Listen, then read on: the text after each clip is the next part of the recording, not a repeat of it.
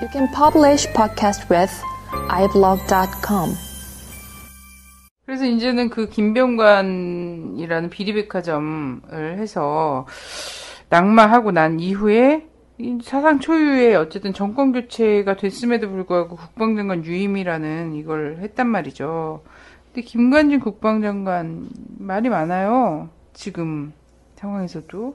되게 난 이 사람이 뉴스에 나오면 정말 너무 위태위태해. 불안해서 못 살겠어.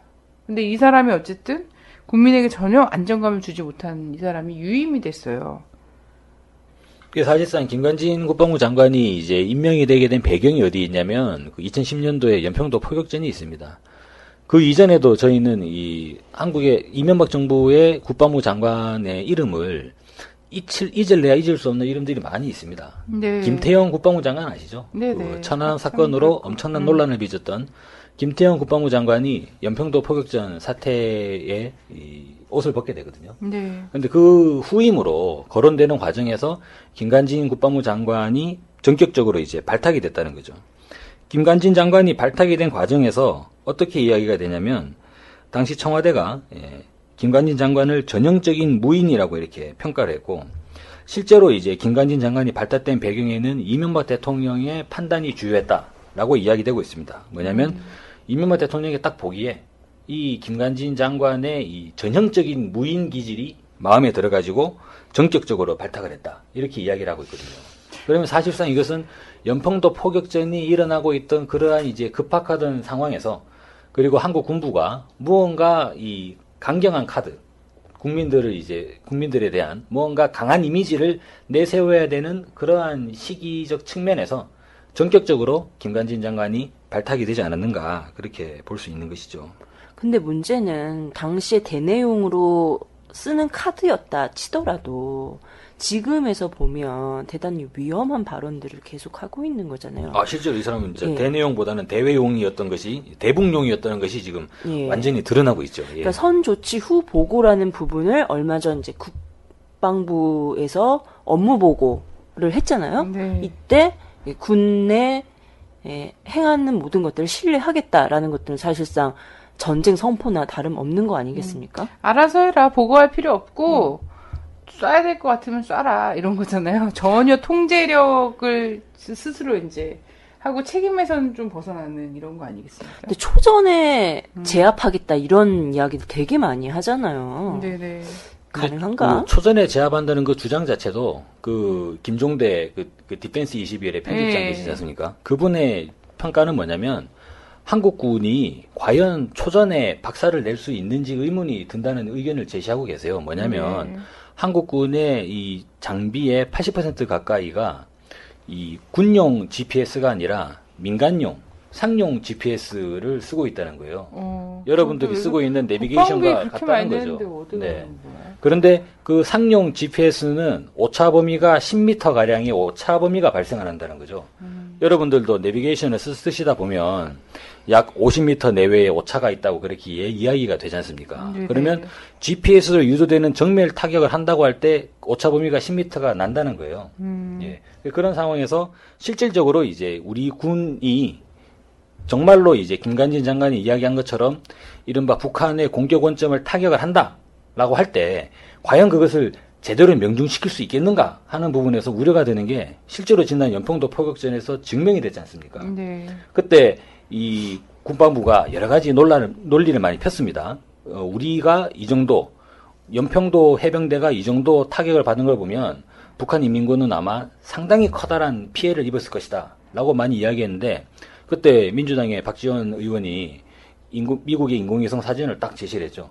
그러면서 K9 자주포가 타격한 이제 포탄 지점들을 명시를 하면서 배추밭에 막 포탄들이 막 떨어져 있는 그 사진을 이제 제시하면서 그러면 인민군이 배추밭에 있었느냐 이런 식의 논란이 돼버리는 건데 사실 김관진 국방부 장관이 전술적인 측면에서 실제 군사 작전적인 측면에서 과연 이렇게 꼼꼼하고 세심하게 대응 계획 그런 계획들을 감안을 하면서 이런 발언을 하는 건지 상당히 좀 의구심이 들 수밖에 없습니다. 한 가지 충격적인 부분은 이 작년도 8월이었습니다. 그때 이제 세계일보에서 어떤 내용이 나왔냐면 기자가 이 김관진 장관에게 질문을 했어요. 연일 이제 이 강경 발언들로 쭉 이렇게 이른바 이 보수 진영들의 인기를 좀 몰이를 하고 있는데 김관진 장관의 트윗 수가 약 한 16,000가량이 된다고 합니다. 이름대로 나름대로 거기에 좀 아마도 이제 군복을 입고 활보하시는 분들은 상당히 많이 좋아하시는 것 같아요. 근데 그 기자가 뭐라 물었냐면 혹시 쇼맨십이 발휘된 것 아니냐? 근데 이거 너무 웃겼어요. 네, 라고 이제 그런 측면이 있다. 질문을 했는데 그때 장관이 뭐라고 답변을 했냐면 좀 가미됐을 수 있겠다. 예, 라고 하면서 스스로 그 쇼맨십이라고 하는 측면을 거부하지 않았다는 것이죠. 예. 이런 면을 봤을 때, 저는 김관진 장관, 이 사람이 지금 뭐 선조치 후보고 말씀하셨습니다만 상당히 연일 강경 일변도로 나가고 있는데 제대로 되는 이제 판단을 하면서 나가는 건지 아니면은 뭐 제대로 이 좌고 우면 따져볼 것도 없이 마구 달려나가는 마치도 좀 예전에 이 삼국지에 나오는 장비 스타일의 그러한 장성은 아닌가 상당히 좀 우려가 되는 것이죠. 네. 또 한 가지 놀라운 측면은 뭐냐면 이 김관진 장관이 북한의 핵 능력에 대해서 뭐라고 이야기했냐면 2011년 6월이었습니다. 북한이 이미 2차례 핵실험을 했기 때문에 지금쯤이면 핵무기의 소형화에도 성공했을 거라고 그렇게 발언을 했습니다. 네. 2011년에. 예, 북한이 핵무기 소형화를 이루었을 거라고 판단한다는 거죠. 그 말은 뭐냐면 북한이 약 40kg 정도의 플루토늄을 추출했을 거라고 보는 게 일반적인 정설인데 핵무기를 소형화했다는 거는 핵탄도수를 늘렸을 수 있다는 거잖아요. 네. 그러면 그 북한이 보유하고 있는 핵탄두가 실질적으로 이렇게 도발 원점을 타격하고 북한 지휘부를 공격을 한다고 이야기를 할 때 그러면 북한이 핵으로 그죠? 남쪽을 공격을 하면 저희는 어떻게 되는 거죠? 그러니까 그런 걸 다 알고 있었는데도 불구하고 무서워. 아니 그런 걸 다 알고 있었는데도 불구하고 계속 전쟁 분위기로 가면 어쩌자는 너무 무책임한 거야. 나는 어떤 거냐면 정부 인사나 군 쪽에서 전쟁이 일어나면 초반에 초전 박살을 내야 된다는 건 난 당연한 말이라고 생각해요. 당연한 말이 아니라 당연히 초전 박살을 낼 생각을 하고선 임하고 있겠지. 그 적이 누구인지 모르겠으나 어쨌든 전쟁이 터지면 그렇게 하겠다는 이런 정신무장 정도는 돼 있어야 된다고 생각해. 근데 뭐가 불만이냐면 초전 박살 말을 막 해. 막 하고 초전에 다리 끊고 자기 혼자 도망가. 국민들한테 안심하라고 내가 초전 박살 하겠다고 이래놓고서 다리 끊고 도망간 행태를 보인다거나 적을 섬멸할 수 있고 도발 원점까지 타격할 수 있고 막 이렇게 얘기하지만 사실 그런 능력이 없어. 그런 능력이 또 없고 의지도 없어. 혹시나 또 골프 치러 막 갈 수도 있어. 막 이런 거 있잖아요. 저는 능력은 모르겠는데 의지는 충만하고 있다고 봅니다. 예. 하여튼 그래서 그건 어쨌든 의지와 쇼맨십이 약간 결합된. 이 의지가 너무 과도해서 지금은 미국 쪽에서도 오히려 뭔가 조절하는 그런 발언들이 나오고 있죠. 그래요. 근데 저는 문제는 이제 이 한반도 전쟁 위기를 격화시키는 발언을 주저없이 한다라는 것도 있지만 맞아요. 이 사람이 이명박 정부 시절에 한일 군사보호협정을 추진했던 사람이잖아요. 실제 담당자였잖아요. 그래. 이거가 유임됐다라는 거. 지금 이제 미국 오바마 정부에서도 이 한일 군사보호협정을 재추진하고 둘이 잘해봐라 이러면서 이 독도 문제를 그러니까 불거진 이 문제를 이렇게 수면 아래로 가라앉히면서 한일 관계를 개선시키려고자 하는 노력들을 펼치는 이 과정에서 볼 때 재추진될 수 있고 확정될 수도 있는 거잖아요. 그렇습니다. 그랬을 때 어떠하겠는가. 실제로 이제 이 군사에 대한 측면에서 일본군을 끌어들였다는 거죠. 근데 이것이 국가적으로 상당히 많은 논란을 빚어왔었고, 근데 이게 사안에 따라서는 국방부 장관이 당연히 이제 사퇴가 불가피한 그런 상황이죠. 왜냐하면 이게 우리 군 내에서 그냥 우리 군을 운영하는 데서 뭔가 잘못이 있고 어떤 실수가 있다 하더라도 당연히 장관이 그것에 전체 책임을 지고 사퇴를 하지 않습니까? 그런데 이것은 한국군 자체의 문제가 아니라 주변국의 일본군과의 관계에서 그죠? 이건 어찌 보면은 우리 군의 기본적인 전체적인 군대의 입장 자체를 완전히 상당히 좌지우지해버릴 수 있는 그러한 상황인데 일본군과 군사 정보를 주고받는다는 거예요. 그때 김관진 장관이 뭐라 그랬냐면 서로에게 도움이 되는 수준의 정보를 교류하게 된다. 김관진 장관은 전시작전 계획이라든지 그런 거를 안 준다고 하면서 서로에게 도움되는 수준의 정보를 주고받는다고 하는데 여기에 서로에게 도움이 된다고 하는 거는 그러면은 일본군한테는 자위대한테 도움이 되는 정보가 이렇게 막 제공이 되는 거잖아요. 예. 근데 그런 부분들에 대해서 우리 국민들이 어떠한 감정으로 받아들이겠는가. 이게 전혀 고려되지 않고 있다는 것이죠. 그 과정에 대해서도 당연히 국방부 장관이 사퇴되는 것이 마땅한 상황임에도 김관진 장관은 통수권자의 판단에 맡기겠다라고 하면서 발뺌을 하고 지금까지 국방부 장관직을 지키고 있으면서 사실상 대통령이 교체됐음에도 불구하고 장관직이 계속 수행되고 있는 이런 상황이고 김관진 장관의 수행과 더불어서 한반도의 전쟁 위기는 계속적으로 증가하고 있는 상태에 상당히 위험한 상황이라고 볼 수 있겠죠. 아, 그럼 어떻게 해야 되지? 청문회도 못하면 이 사람 어떻게 계속 해야 하는 건가 그냥? 전 여론이 관건이라고 생각해요. 이 사람 그 의자 뒤에 북에 그 사진 붙어 있다는 게 사실이에요. 아, 그렇죠. 이 중앙일보에서 보도를 했는데 중앙일보. 2011년 6월 27일에 중앙일보 보도에 따르면 김관진 장관의 집무실은 좀 특이한 특징이 있다고 합니다. 그게 뭐냐면 자기 집무실 의자 뒤쪽에 북한 김영춘 인민무력부장과 김격식 인민군 사군단장의 사진이 붙어 있대요. 왜요? 자기 이 집무실 뒤에. 왜라는 부분들에 대해서는 뒤통수가 따가울 거라고 생각해요. 그렇죠. 어찌 보면은 이 사람 상당히 좀 뭔가 이 자기만의 세계에 상당히 빠져 계신 분. 예. 4차원이야, 4차원. 그래서 자기의 집무실 뒤에 이 북한군 지휘관들 사진을 막 붙여놓고 자기 혼자 이제 막 그렇게 막 되는 거죠, 그죠? 적개심과 예. 막 이런 걸 계속 생각하고 있는 거예요. 끊임없는. 예. 저들이 내 뒤에서 내 뒤통수를 노리고 있다. 막 이런 생각하는 거지. 이거는 자칫 잘못하면은 사실상 이제 이 국방부 장관이라고 하면 치료가 필요한 거니까요. 군정을 책임지는 그러한 상황에서 종합적이고 이 전체적인 종합적인 판단을 내려야 되는 상황인데 뒤에 이제 인민군 이 지휘관들의 사진을 붙여놓고 이제 자기가 이제 업무를 본다는 것을 언론에다가 막 공개를 하고 있는 거예요. 이것을 스스로 하나의 좀 자랑으로 생각을 하고 있는 거죠. 이런 면에서는 매우 이 강한 아주 이 군부 기질, 예, 그리고 이제 호전 기질, 예, 그런 우려를 떨칠 수 없다. 그러다 보니까 세계에서 유일하게 그죠? 핵을 가지고 있는 나라를 대상으로 전쟁하자. 예, 도발 원점을 타격한다. 이런 얘기를 하고 있는 거죠. 예. 어떻게 타격하지?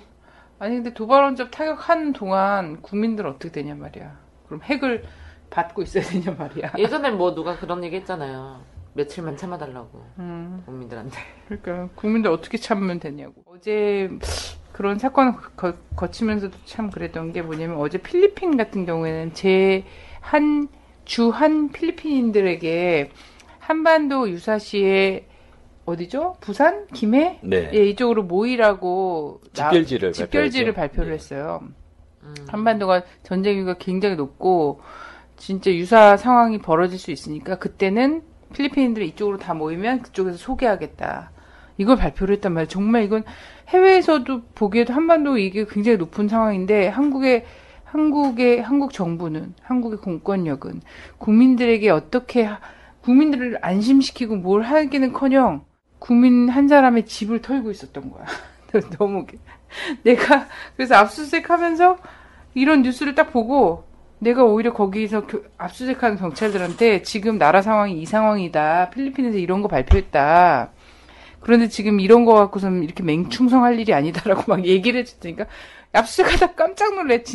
그래요? 이러면서 정말 저도 외국 친구들한테 전화가 왔어요. 이번 주 전화 와서 제가 이런 걸 하는지도 모르거든요. 외국 친구들은. 근데 야 너네 나라 전쟁 난다며 막 이렇게 전화 오고.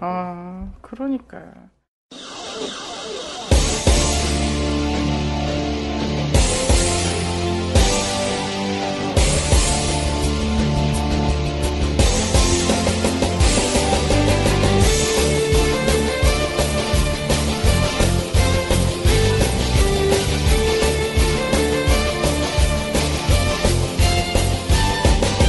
수천 개 핵무기 거머쥐고 온 세상 평화를 희롱하며 제놈들 멋대로 전쟁을 일삼는 fucking USA.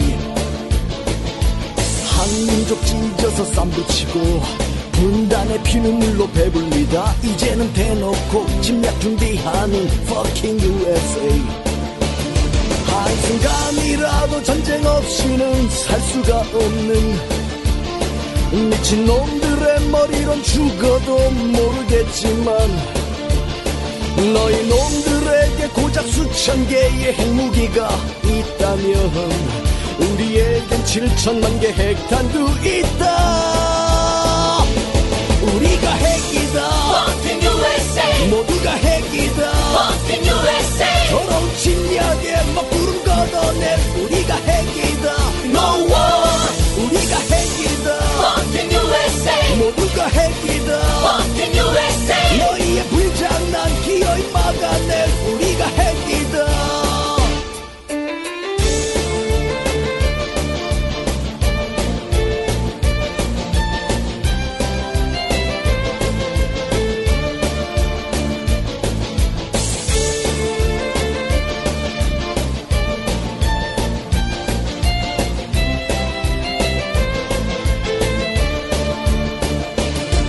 한순간이라도 전쟁 없이는 살 수가 없는 미친놈들의 머리론 죽어도 모르겠지만 너희 놈들에게 고작 수천 개의 핵무기가 있다면 우리에겐 7천만 개 핵탄두 있다. 우리가 핵이다. 모두가 핵이다. 더러운 침략에 먹구름 걷어낼 우리가 핵이다. No one. 우리가 핵이다. 모두가 핵이다. 너희의 불장난 기어이 막아낼 우리가 핵이다. 우리가 핵이다. 모두가 핵이다. 더러운 침략에 먹구름 걷어낼 우리가 핵이다. No one. 우리가 핵이다. 모두가 핵이다. 너희의 불장난 기어이 막아낼 우리가 핵이다.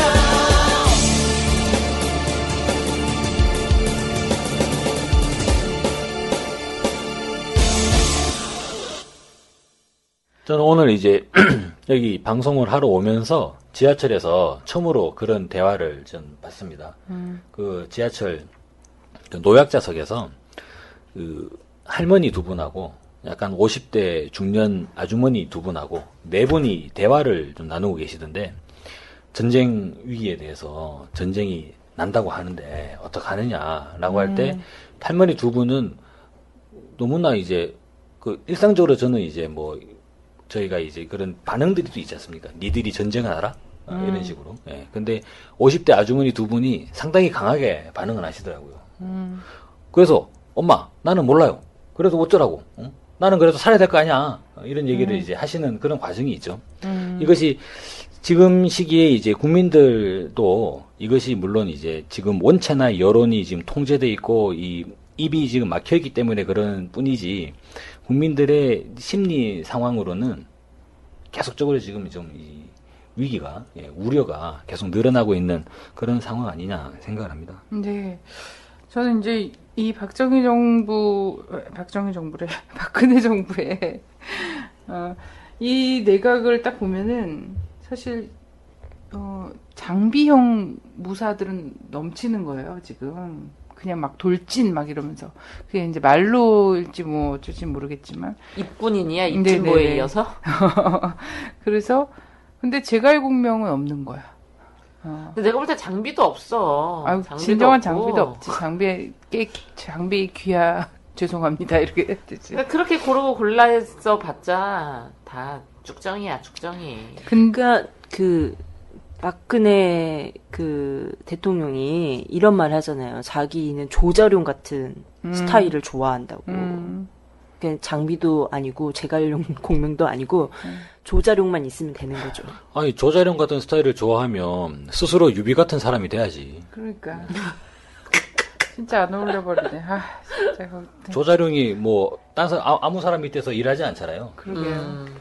그리고 저는 대한민국에 조자룡 같은 사람 많다고 봅니다. 많아요. 지금 청와대 근데 주변에 없어서 그렇지. 네, 박근혜 주변에 없는 거죠. 청와대 주변에 없는 거죠. 그래서 저는 이게 모름지기 전시 상황을 상정을 하고 전시 내각을 꾸리겠다 이런 결심이 아니고선 이렇게 군 출신들을 이렇게 곳곳에 요직에다가 할 수는 없는데 문제는 뭐냐면 이런 고민에서 왜 취임식 때도 국방색 코트도 입고 나오고 군 출신들을 요직에 배치하고 막 이러면서 전시내각을 이렇게 한 척을 했지만 사실은 이런 그 인사가 오히려 화를 부르는 거죠. 이게 관리가 되는, 국가 관리가 되는 것이 아니라 오히려 국가를 난 상태로 가져갈 수 있다. 그렇죠. 예. 군부 출신을 믿을 거는 군밖에 없다. 라고 하는 것이 저는 이제 실제로 저는 그렇게 생각합니다. 박근혜 대통령이 지난 70년대에 박정희 대통령의 이른바 퍼스트 레이디를 대행했다고 하지 않습니까? 박정희 대통령의 퍼스트 레이디를 대행하면서 그가 배운 거는 믿을 거는 군밖에 없다. 이러한 이 논리 속에서. 그런데 문제는 뭐냐면 이 한국 군은, 그럼 군은 어떤 생각을 하고 있느냐? 믿을 거는 미국밖에 없다는 거죠. 믿을 거는 한미동맹밖에 없다.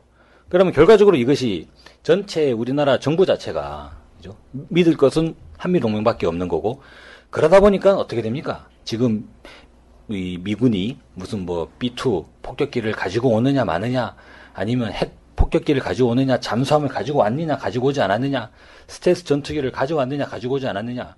사실상 모든 국가의 안보를 미국만 쳐다보고 있어요. 네, 저는 그래갖고 최근에도 이제 B2, B52, F22 뭐 그리고 어제부터 또 구축함 오고 있다고 얘기하고 막 이러는 걸 들으면서는, 그러면서 이제 방송 언론이나 이런 데서는 이들이 구원의 동아줄인 것처럼 막 하잖아요.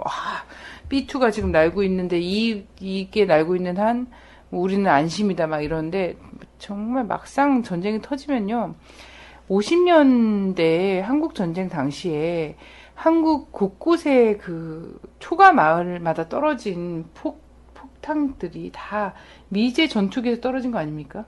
이번에 저기 그 브루스 클링너라고 하는 미국의 네. 헤리티지 재단 연구원이 네. 이번에 이제 한반도에 전쟁이 발발할 때 1차 세계대전에 맞먹는 그러한 피해가 이제 양산될 것이다. 근데 그건 핵전쟁이 아니고 재래식 무기에 의존한 예. 근데 전쟁의 그때 경우. 1차 대전에 전체 사상자가 약 900만 명. 예. 그렇게 이야기되고 있죠. 그러면 이 900만 명을 단순 대비를 하게 되면, 그죠?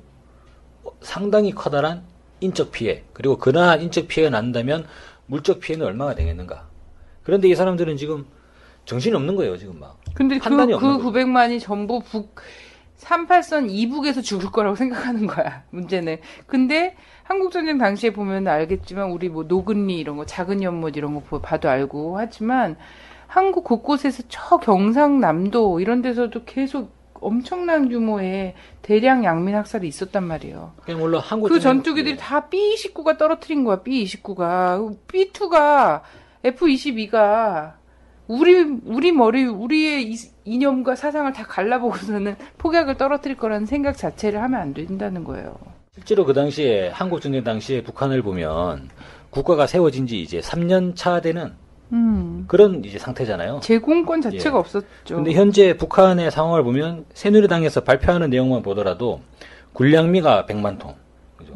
군용 비축유, 군용 유류가 현재 150만 톤, 그리고 이제 탄약이 170만 톤 정도를 비축을 하고 있다는 거죠. 아, 새누리당. 그리고 예, 개전 순간 휴전선에서 다들 알고 계시지 않습니까? 1만여 문이 넘는 대포가 10,000개가 있는 거예요. 그게 전부 다 당기면 다 10,000발이 날아오는 거죠. 예. 이제 그런 상황에서 그렇다면 그 모든 대포를 어떻게 미국은 뭐 그런 걸 다 돌려놓을 수 있답니까? 예. 그러니까 무조건 대화밖에 없다는 거예요, 지금은. 그래서 남북 대화하고 북미 대화하고 이 전시내각 같이 막 이렇게 막 군 장성들 별 주렁주렁 달고서는 쫙 내가 꾸려놓고 이렇다고 해서 국민들 안심시키고 국가 안보 지킬 수 있는 거 아니다. 오히려 이것이 이 사람들이 생각 없이 뻥뻥 내뱉는, 정말 쇼맨십까지 결합돼서 내뱉는 이런 것들이 국민들을 떼죽음 상황으로 몰아갈 수도 있다. 그런 면에서 현재 이 한반도 전쟁 위기에 대한 출로를 찾아 나가는 과정에서 지금의 이 박근혜 정부의 군 중심의 이러한 정부 편제, 그리고 여기서 매우 강경적인 이러한 이제 이 국방부 장관이라든지 이런 인사들에 대한 반드시 검토가 뒤따라야 된다. 예, 그런 부분이 절대적으로 필요하다고 생각합니다. 오늘 뭐 얘기 들으니까 진짜 꼭 내일이라도 전쟁이 날 것 같아서 너무 무서워요. 꼭 김관진 씨가 국방부 장관을 계속하면 안 될 것만 같아요, 여러분. 아니 근데 얘기 듣다가 진짜 네. 두려움에 약간 질린 표정 됐어. 난 분의 이런 구체적 두려움이 얼굴에 써지는 거 처음 봤네. 전 진짜 이 곽동기 박사님 말씀 들으면서 질문을 해야 되는데 질문을 하거나 아니면 멘트를 치거나 지금 방송에 열중을 해야 되는데 그 얘기를 들으면서 상상의 나래를 펼치고 있어가지고 근데 하다못해 동네 양아치들도 싸움을 하면 패거리들을 일구고 싸우면 이러잖아요. 야 애들 다치게 하지 말고 다이다이리로 우리 결판을 내자 뭐 이렇게 하는 거 많이 보셨잖아요. 근데 어떻게 한 나라의 국방부 장관이 남의 나라 핵무기나 비행기로 들여와서 국민들한테 3일만 참아라 몇백만이 죽던 몇천만이 죽던 이런 생각을 하고 있는 사람이 있다는 게 정말 너무 놀랍고 전쟁이 나면 난 어디로 가야 되나 도시가스가 묻혀있지 않은 곳은 어디인가 이런 생각을 하느라고 지금 너무 정신이 없었어요. 그래 나랑 오늘 마트 가자. 일단 뭐 먹다가 죽더라도 소곱창집으로 뛰어들어가야겠다. 소주 들고. 전면전 위기가 발발해서 외국 같은 경우는 대피령을 어디로 해야 될지를 지시를 해주고 있는 거잖아요. 그리고 자국민을 보호하기 위해서 무엇을 해야 되는가가 정부가 어떤 역할을 해야 되는가를 보여주고 있다는 건데요. 그러니까. 근데 우리 정부는 우리 국민한테 그런 얘기를 해주지 않고 TVN에서 강용석의 고소한 19금인가요? 하여튼간 뭐 여기서 전쟁 났을 때 대피 이런 거를 해주고 있더라고요. 여기서 실제 지하철 어떻게 해야 환승역으로 되는가. 기어 들어가라는 거예요. 거기 들어가면 사는 건가요? 나 근데 지하철 진짜 위험할 것 같은 생각이 드네. 근데 저는 다 위험해. 한반도 어느 곳에서도 안전지대는 없다 이렇게 보고 있습니다. 맞아요. 그래서 어떻게 전쟁이 나면 어떻게 대피할 것인가 필요 없어. 한반도에서의 전쟁은 이미 어떻게 대피할 것인가를 사실 논할 수가 없는 상황 수준이고, 뭐냐면 어떻게 하면 국민이 지금 이 순간부터 더 평화롭고 안전하게 삶을 잘 할 수 있을 것인가, 이 나라가 유지될 수 있을 것인가를 깊이 고민하고 지금이라도 대북 특사를 파견을 하는 이런 결단을 해야 되지 않겠나. 이것 말고 무슨 길이 없잖아요. 길이 없는 상황이다라는 거죠. 특사 보내기 전에 대화로 해결하자. 이 말만. 이걸 해야죠, 이걸. 이게 먼저고. 쓸데없는 그다음에, 말풍선 날리지 말고 좀. 특사를 보내든 협상장을 마련하든 그건 그 다음 문제라고 생각해요. 그래요. 지금 제일 문제는 박근혜 정부에 이 직원 그룹이 없다는 거예요. 할 말을 하는 사람들이. 그래서 우리가 직원을 해주는데 압수수색하고 이러잖아. 직원을 정말 간절하게 바래. 정말 간절하게 나는. 직원을 하는 사람이 없을 수밖에 없지. 직원을 하면 아까 그치. 그 유승민 씨 뭐 이런 사람처럼 되니까. 소신 있는 사람을 원하지 않는다니까. 그래서 우리가 어쨌든 직원을 하고 있으니까 제발 나는 우리 말만 잘 들으면 될 것 같아. 박근혜 씨가 박정희의 그 한계와 이거를 뛰어넘길 바래요. 아버지의 정말... 그 명예를 회복하는 길은 라디오 반민특위를 잘 듣는 거라고 얘기해주고 싶네요. 정말 아버지의 명예 회복하는 거야. 그렇게 살면. 진심으로 충언으로 하는 얘기입니다. 자, 오늘 감사합니다. 투더코어.